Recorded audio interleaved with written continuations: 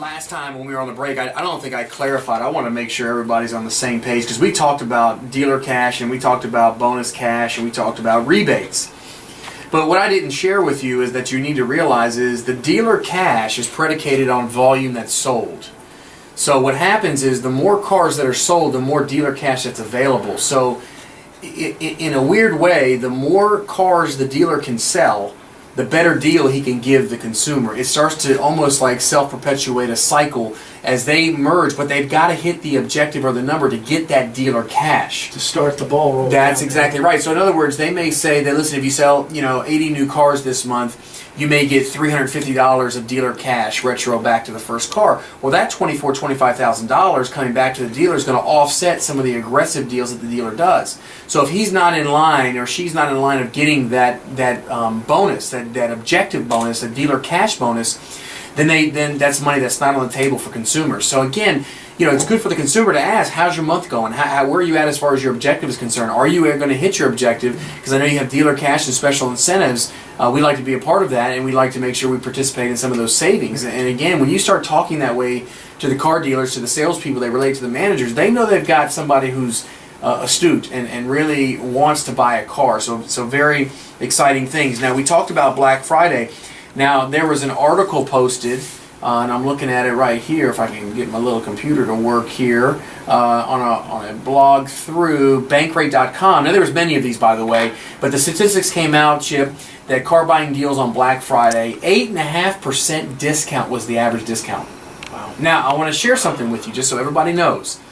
There's a lot of fallacies, and people wonder how much markups in a car. Again, I'm a car dealer, so why would I share this information? Again, this is stuff you can find. At the end of the day, there's between 4 and 6% markup in automobiles. If you get into Highline, Porsche, Lexus, some of those Highline, you can get as much as 10%, depending on the product. But the everyday car that the everyday person purchases, you're looking 4 to 6% markup. There's not as much as people think. Yeah, I was going to say, I bet people think it's much more. They at least think it's 10%, at a minimum. But really, it's not. But here's the deal. At the end of the day, on Black Friday, 8.5% has been the average discount. And if you think about it, it also goes on to say, based on the TrueCar data, that the average percent that they're going to get for the remainder of the year, Chip, is 8%. So traditionally, that Black Friday, we talked about this month being a phenomenal time, and I've been telling you guys that all month long. But here's an opportunity that has come and gone, but you still have the opportunity to get as much as 8% off a car. Now, I don't know that I would walk into every dealership talking about, hey, I want an 8% discount. Twofold. The first reason is you may be able to get a 10% off the sticker price, depending on the model you choose, so you may leave money on the table. The second thing, though, is understanding that not every car and not every deal is going to get you that 8%. You need to really look and make sure, if you're looking at a car where there's tons of models on the ground. Let's say you've got you walk into a Chevy dealership and there's 31 Chevrolet Cruzes on the lot. Chances are pretty good you probably can get a 6, 7, 8% discount on a car that may only have 4.5%, 5% markup on it. So these are things you've got to be paying attention to, and which leads me into my next point as far as why year-end deals are such a great time. Is this aged inventory. Now, we can go two ways with this. We'll start off with new, and Chip, if we've got time, we'll go to used. If not, we'll come back and do it from a break. But aged inventory, it's a critical piece to the dealer. Every car dealer, and I'll paint with a broad brush, most car dealers do not have the cash. Let me repeat, they do not have the cash to put $4 million of paid-for cars on their lot. Okay. Now, my dealership, we have roughly $2.5 to $3.5 million in new cars on the ground.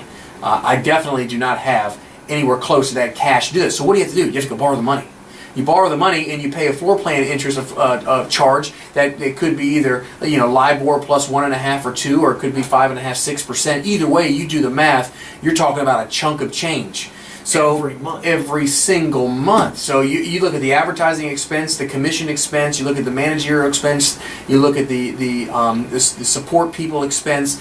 And you look at the floor plan expense. We got to sell some cars. I mean, we have to. I mean, you open the door with $200,000 a month in expenses. Or more in some cases. I worked in a store in Atlanta. Chip, this is the dead truth. At World Toyota in Atlanta, the expenses of that store was $1.4 million a month to break even. Wow. So every day we turned the key to open the place up with lights and people and personnel and everything was roughly $80,000 a day. And so if you make $200 or $300 a car, $500 or $600, Maybe it ain't getting you very far. Yeah, you better sell a boatload of them. Yeah. So when people say, yeah, Louie, come on now. You guys are, I've seen the big mausoleums and the showrooms are huge and they're nice and I see the sales guys wear suits. I mean, come on. Well, look, at the end of the day, if the dealer's operating properly and he's got a body shop and a service department, a parts department, the expenses are in line, they're selling some cars, yes, there's an opportunity to definitely make very good money in the auto business. And that's why I share with you this information, because at the end of the day, the dealer's going to make money. Okay, so let's just call it what it is. But for your perspective, is how much money can you save? And when we're talking about inventory, it's a critical piece. So I don't want to rush it. When we come back from the next break, I'm going to tell you specifically, I mean, very, very pinpoint what you need to do as it relates to aged inventory, how you can make year-end a great deal for you on the new car side and the used car side. So stay tuned, because we're going to talk about what the CPAs are going to make the dealers do that you may not be aware of is going to make a big impact on their financial statement, which you benefit from. All right, we are here to save you money on your next car purchase wherever you buy it. It's the Louie Herron Automotive Show every Thursday 3 to 5 right here on the dock. News headlines from 5.